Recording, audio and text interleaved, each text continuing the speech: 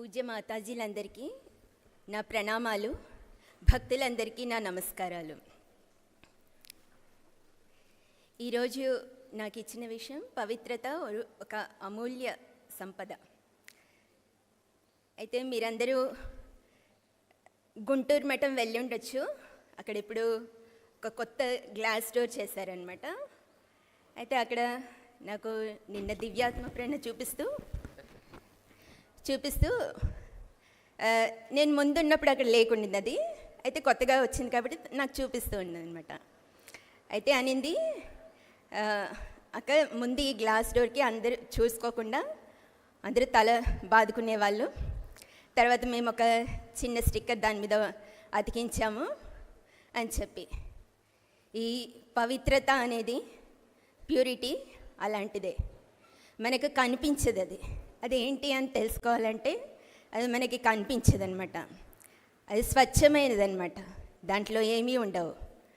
అలాగే పవిత్రత అని మనం తెలుసుకోవడానికి మనము అపవిత్రత అంటే ఏంటో మనం ముందు తెలుసుకోవాలన్నమాట.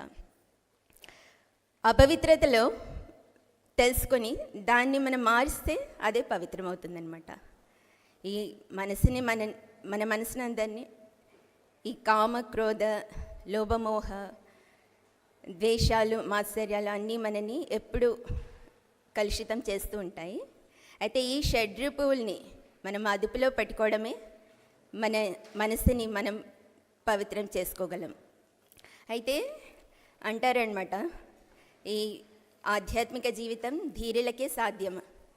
అంటే ధీరులంటే ముందున్న వాళ్ళని మన బలంతో అదుపులో పెట్టుకోవడం కాదు, మన ఈ కామక్రోధాలైన ఈ షడ్రూపులని మన మనసులో ఎప్పుడు అంటే ఒక విచారణతో, ఎప్పుడు అలర్ట్నెస్ ఆఫ్ మైండ్తోని దాన్ని అదుపులో పెట్టుకోవాలన్నమాట. అంటే ఈ అలర్ట్నెస్ ఆఫ్ మైండ్ గురించి మనం ముందుగా స్వామీజీ చెప్పిన మాటలలో అంటారనమాట, మీరు ఎప్పుడు మీ ఆలోచనలను గమనించండి. Watch your thoughts, they become your words. Watch your words, they become your actions. అంటే మీ థాట్స్ని మీ ఆలోచనలు ఎలా పోతున్నాయని మీరు గమనిస్తే కనుక మీ మాటలు ఎలా ఉన్నాయో మీరు అర్థం చేసుకోగలరు. అలాగే మీ మాటలు ఎలా పోతున్నాయని చూస్తే కనుక మీ ప్రవృత్తులు, మీరేం చేస్తున్నారు అన్నది మనకి తెలుస్తుందన్నమాట. ఇక్కడ అలర్ట్నెస్ చాలా ముఖ్యమన్నమాట. మన ఆలోచనలు ఎలా పోతున్నాయన్నది చాలా ముఖ్యమన్నమాట. దానికోసం పూజ్య స్వామి రంగనాథానంద్ మహారాజ్ చాలా చక్కగా చెప్పేవాళ్ళు. మహారాజ్ చెప్పేవాళ్ళు, మనది అందరి లోపల ఒక సాక్షి అవేర్నెస్ అనేది, అంటే మనస్సాక్షి అందరి లోపల ఉంది, ప్రతి ఒక్కరిలోనూ ఉంది.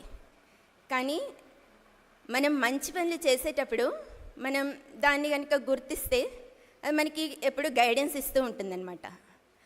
అలాగే చెడు పని చేసేటప్పుడు కూడా మనకి అది చెప్తూ ఉంటుంది లోపల నుండి, నువ్వు చేసేది తప్పు, నువ్వు చేసేది ఇది సరికాదు అని. కానీ దాని మాట మనం వినలేదనుకోండి, అప్పుడు అది మనకి ఇంకా చెప్పడం ఆపేస్తుంది అనుకోండి. మనకి ఎలా మంచి పనిలో గైడెన్స్ ఇస్తుందో అలాగే మనం తప్పుడు పనులు చేసేటప్పుడు ముందంతా అది చెప్తూ ఉంటుంది. కానీ నెమ్మదిగా మనం వినడం మానేస్తే అది కూడా చెప్పడం మానేస్తుందండి. అప్పుడు ఇంకా మనం తరచు వింటుంటాం కదా, ఎవరైనా ఎలాంటి చెడ్డ పనులైనా చేశారు, లేకపోతే ఎలాగైనా అలా మాట్లాడారు, ఏంటి వాడి మనస్సాక్షి చచ్చిపోయిందా అంటాం మనం. అక్కడ కరెక్ట్ వర్డ్ అదే అండి. ఏంటంటే మనస్సాక్షి. అంటే మనస్సాక్షి కనుక ఉంటే ఎవరు అలాంటి పనులు చేయలేరు అనమాట. మనస్సాక్షి కనుక పోతే కనుక మనకి ఇంకా మనం చేసే పనులలో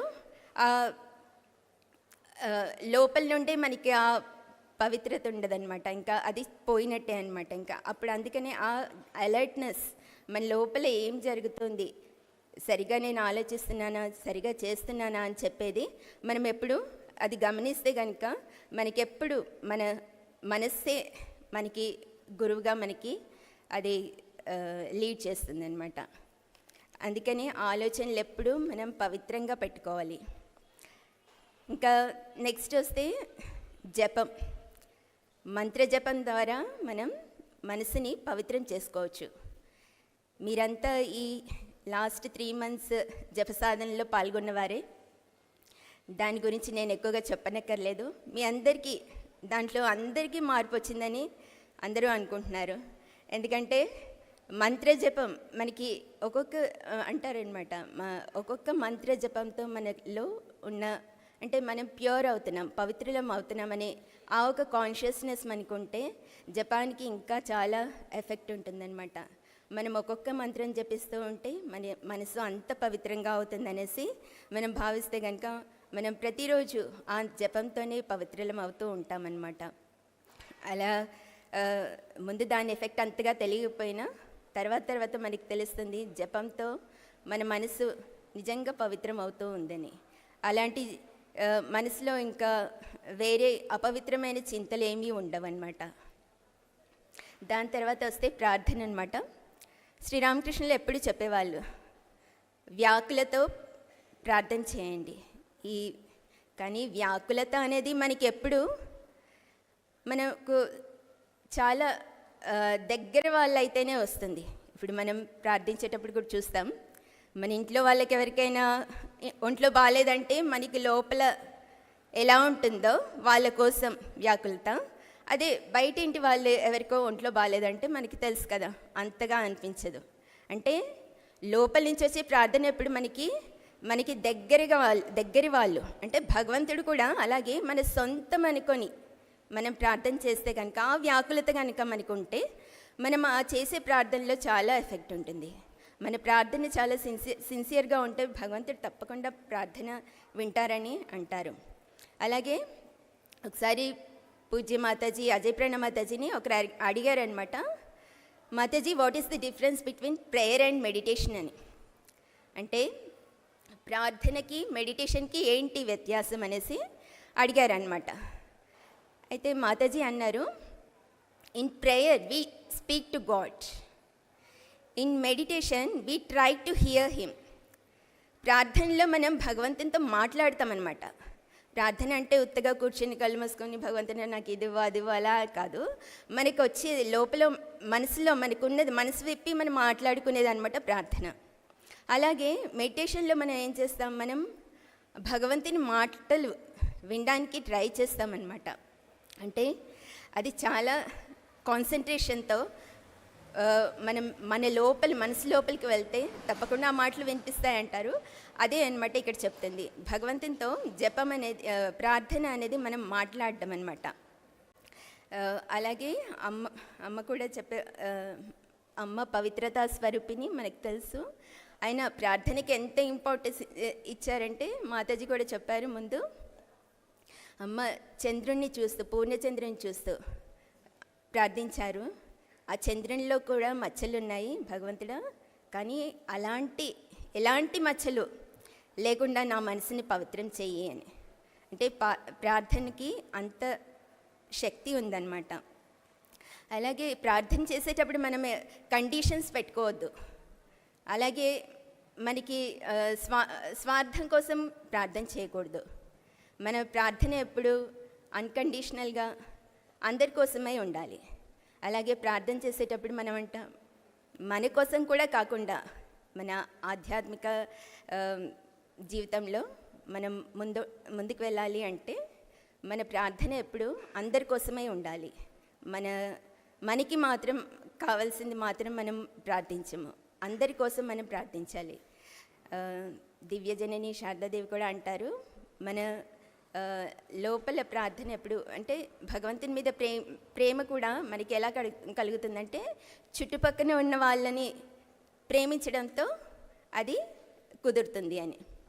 అలాగే ఈ ప్రార్థన కూడా ఒకసారి మాతాజీ అంటారు, అజయ్ ప్రణా మాతాజీ ఒకరు వచ్చి అంటారనమాట, ఇలా న్యూస్ పేపర్ వార్తలన్నీ చదువుతూ అంటారు, మాతాజీ ఇప్పుడు మాకు ఈ న్యూస్ పేపర్లు చదవాలంటే అసలు ఇష్టం లేదు, ఎందుకంటే దాంట్లో అన్ని విషాదపూరితమైన వార్తలు ఉంటాయి, అలాగే చాలా మనసుకి అంత కష్టపెట్టే వార్తలే ఉంటాయి, బ్యాడ్ న్యూస్ అన్నీ ఉంటాయి, మాకు అసలు చదవడం ఇష్టం లేదండి అని చెప్తారనమాట. అయితే మాతాజీ దానికంటారు, మీరు ప్రార్థించేటప్పుడు మనం కనెక్ట్ అయ్యేది ఎలా అంటే ఈ ప్రపంచాన్ని అంతా మనం సొంతం చేసుకుంటే కనుక దాంట్లో ఉన్న ప్రతి వార్తలు మనకి అది కనెక్ట్ అవుతాయి అన్నమాట. ఇప్పుడు ఎక్కడో ఏదో జరిగిందని చూస్తే, ఇప్పుడు పేపర్లో మనం చదివాము, మంచి వార్తలేమీ కాదు, ఏవైనా అక్కడేమైనా కష్టాల్లో ఉన్నారు అంతా. కానీ ఆ ఒక్క సెకండ్ ఆ వార్త చదివినప్పుడు ఒక్క సెకండ్ కళ్ళు మూసుకొని అమ్మ శారదాదేవి దగ్గర, అమ్మ వాళ్ళు ఏ కష్టాల్లో ఉన్నారో మనకు తెలీదు, కానీ వాళ్ళ ఆ కష్టాలను ఓర్చుకునే శక్తి వాళ్ళకి ఇవ్వండి అని ఒక చిన్న ప్రార్థన చేస్తే చాలు. ఈ చిన్న ప్రార్థన మనని మొత్తం ఉన్న ఎంతో దూరంగా ఉన్న అందరితో మనని కనెక్ట్ చేస్తుంది అని. అంటే ఈ చిన్న ప్రార్థనలోనే మనం ఈ విశ్వాన్నంతా మనం దగ్గర చేసుకోవచ్చు అలాగనమాట. ఇంకా పవిత్రత ఒక అమూల్య సంపదే కదా, ఎందుకంటే పవిత్రత ఉంటే మనకి తెలుసు మనం ఇతరుల దోషాలు చూడలేము. అలాగే పవిత్రత ఉంటే చాలా సహన శక్తి ఉంటుంది. మనం ఇప్పుడు ఇన్ని రోజులుగా అమ్మ దివ్య గుణాలు 6 గుణాల గురించి మనం మాట్లాడుకుంటూ ఉన్నాం, దాన్ని ధ్యానం చేస్తున్నాం, మెడిటేట్ కూడా చేస్తున్నాం. ఆ దివ్య గుణాలన్నీ కావాలంటే మనకి ఈ పవిత్రత ఒకటి ఉంటే చాలు, అన్నీ దాంట్లోనే ఉంటాయన్నమాట.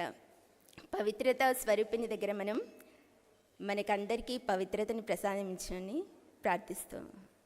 జై మాత.